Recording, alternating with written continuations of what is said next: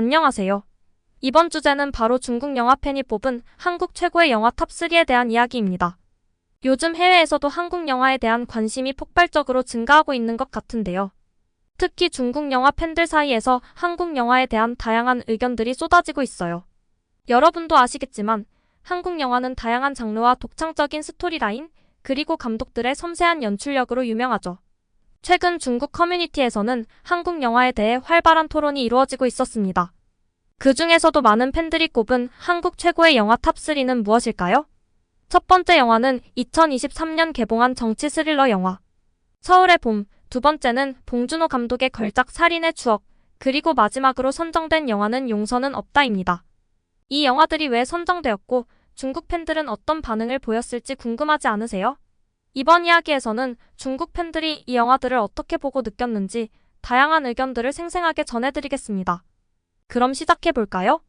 이 세 편의 영화가 선정되었다는 소식에 중국 커뮤니티는 뜨겁게 반응했는데요. 한 중국 팬은 이렇게 말했습니다. 이 세 편만으로 한국 영화를 대표한다고 할 수 없어. 로맨스, 범죄, 호러 같은 다양한 장르에서 끝내주는 한국 영화가 엄청 많다고 라는 의견을 남겼죠. 이를 보면 중국 팬들 사이에서도 한국 영화에 대한 깊은 이해와 애정이 엿보입니다. 다른 팬들은 서울의 봄에 대한 반응이 특히 뜨거웠어요. 이 영화는 한국의 현대사 속 정치적 갈등을 중심으로 한 영화인데요. 몇몇 팬들은 영화가 당시 사회의 현실을 매우 사실적으로 묘사했다고 높이 평가했습니다. 어떤 팬은 마지막에 이 영화가 실제 사건을 바탕으로 했다는 자막을 보고 큰 충격을 받았다고 했어요. 반면 다른 팬은 서울의 봄이 세부 설명 없이 빠르게 전개된 것 같아 이해하기 어려웠다고 말하며 남산의 부장들로 바꾸는 게 더 좋겠다는 의견을 내기도 했죠. 이와는 달리 살인의 추억에 대한 반응은 대체로 긍정적이었습니다. 실제 사건을 바탕으로 한 이 영화가 한국 사회에 대한 깊이 있는 시선을 보여주며 큰 공감을 이끌어냈기 때문인데요.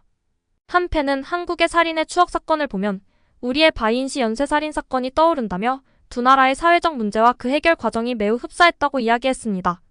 그리고 마지막으로 뽑힌 용서는 없다.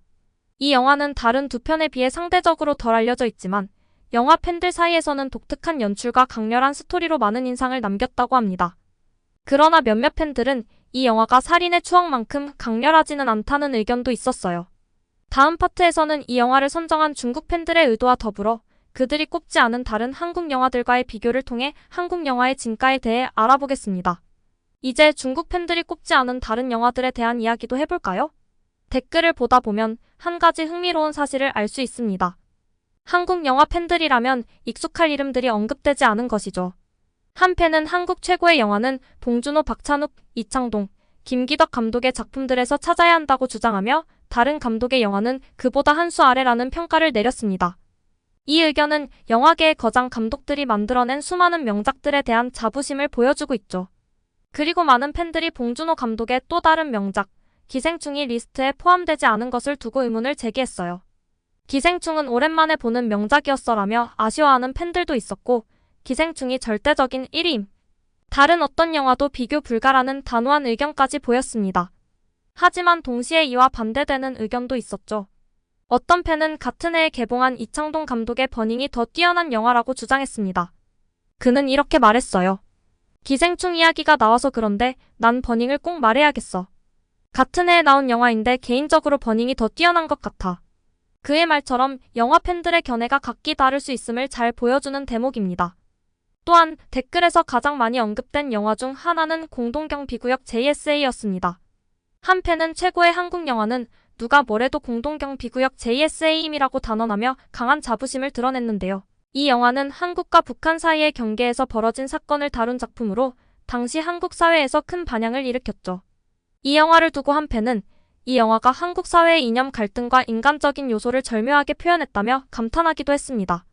이외에도 아가씨, 박하사탕, 올드보이와 같은 명작들이 리스트에 오르지 않은 점에 대해 아쉬워하는 팬들도 많았습니다. 한 팬은 올드보이가 리스트에 들어가야 제대로 된 리스트지라고 강하게 주장하며 선정된 영화들과 비교할 수 없는 수준의 영화라고 평가하기도 했어요.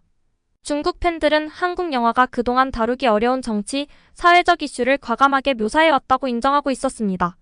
어떤 팬은 한국 영화는 어둡고 잔혹한 현실을 너무 잘 보여준다며 그런 점에서 자신에게는 올드보이가 최고였다고 말했죠. 자, 그렇다면 중국 팬들이 왜 서울의 봄, 살인의 추억, 용서는 없다를 최고로 꼽았는지, 그리고 그들이 미처 선정하지 못한 다른 작품들과의 비교에서 나타나는 한국 영화의 매력은 무엇일까요? 다음 파트에서는 이러한 팬들의 반응을 바탕으로 한국 영화가 중국 영화와 어떻게 다르게 받아들여지고 있는지에 대해 알아보겠습니다. 특히 흥미로운 점은 서울의 봄에 대한 중국 팬들의 다양한 반응입니다. 이 영화는 현대사의 중요한 사건을 배경으로 하고 있는데 한편은 서울의 봄이 왜 이렇게 높게 평가받는지 모르겠다. 권력 음모투쟁 영화 분야에서는 중국의 영화 TV가 훨씬 앞서 있다고 생각한다며 한국 영화의 정치적 묘사에 대해 자신들의 영화와 비교하는 의견을 내놨습니다. 하지만 이 의견에 반박하는 팬들도 많았죠. 우리는 그런 영화조차 만들지 못하는데 뭐가 앞서 있다는 거냐? 라고 말하며 한국 영화가 사회와 정치적 주제를 대담하게 다루는 점을 높이 평가했습니다. 그렇다면 왜 이런 논쟁이 벌어졌을까요? 중국 팬들이 서울의 봄을 두고 이처럼 엇갈린 반응을 보인 이유는 바로 표현의 자유에 대한 차이에서 비롯된 것일 수도 있습니다. 한국 영화는 정치적 이슈나 권력 비판을 대담하게 다룰 수 있는 환경을 갖추고 있는 반면 중국 영화는 이런 주제를 자유롭게 다루기 어려운 점에서 아쉬움을 느끼는 팬들이 많다는 점이 드러나고 있습니다. 이뿐만이 아닙니다.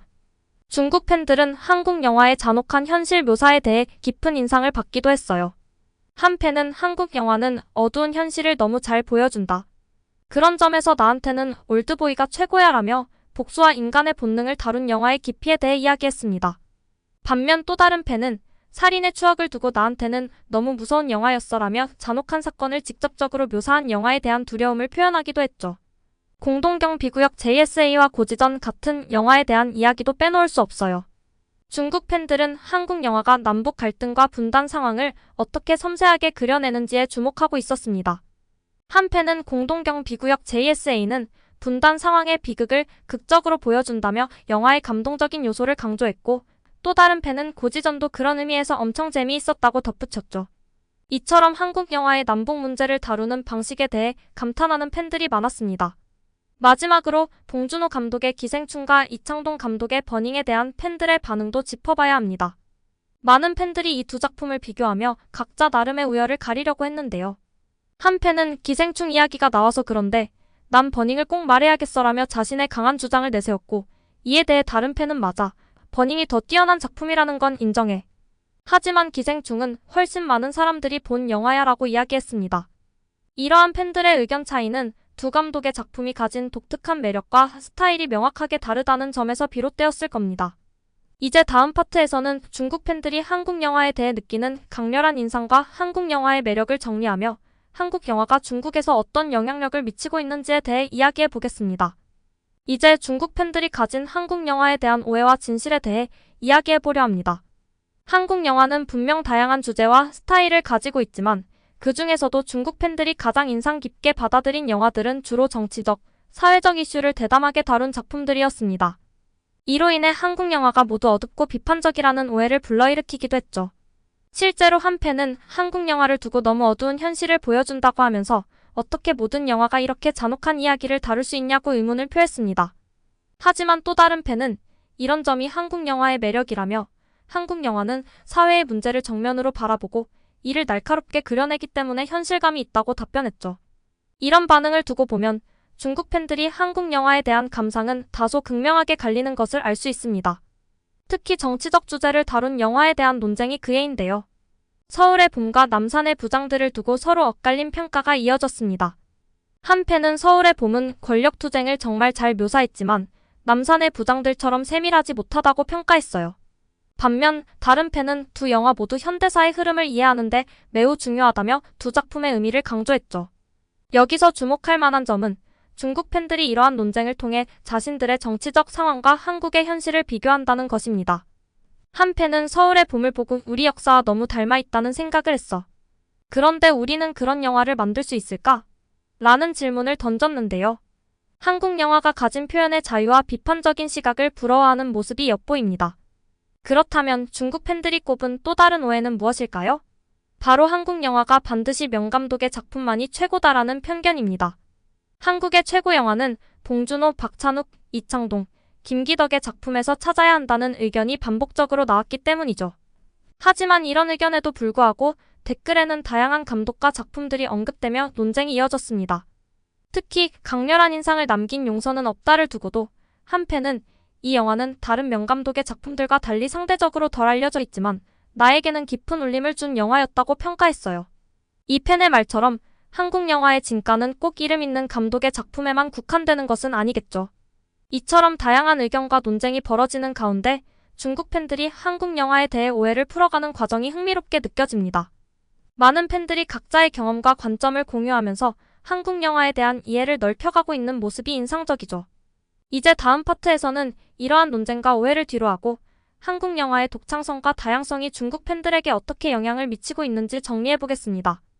또 한 가지 흥미로운 점은 중국 팬들이 한국 영화의 정치적 메시지나 사회적 비판을 단지 즐기기만 하는 게 아니라 이를 자신들의 현실과 연결 지으려 한다는 점입니다. 예를 들어 서울의 봄을 본 한 팬은 우리는 이처럼 권력의 부조리와 정치적 암투를 다룬 영화를 만들 수 있을까? 라며 한국 영화가 사회적 문제를 정면으로 다루는 용기와 표현의 자유를 부러워하는 반응을 보였습니다. 이러한 댓글에는 중국 사회의 검열 시스템과 제약된 표현의 한계가 드러나는 부분이죠. 또 다른 팬은 공산당 주제에 독재와 싸워 인권과 자유를 쟁취한 이런 한국 영화들을 보면 뭐 느끼고 행동하고 싶은 것들 없니? 라는 도발적인 댓글을 남기기도 했습니다.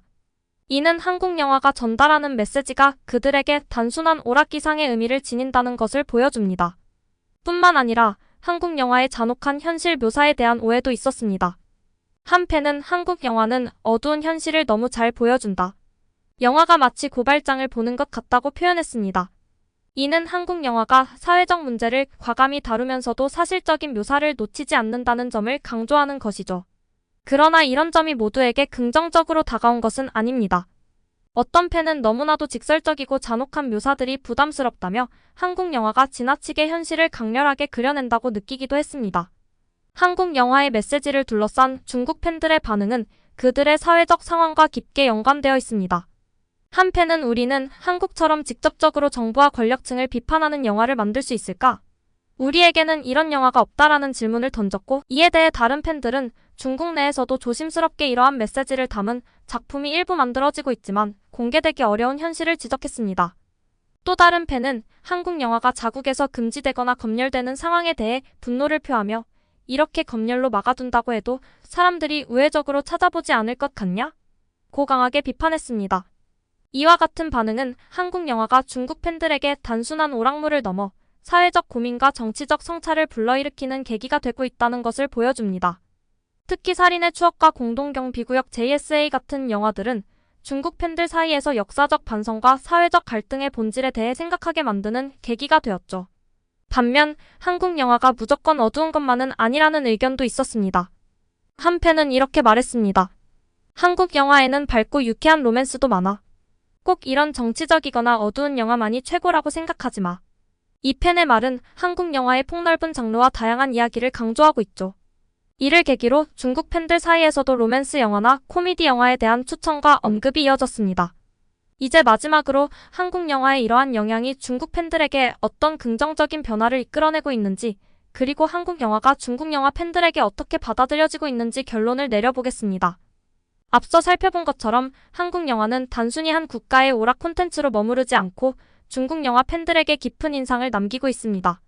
그들이 한국 영화에서 느끼는 감동은 단순한 줄거리와 연출에 국한되지 않고 사회적 메시지와 감독들의 대담한 접근법에서 비롯된 것이죠.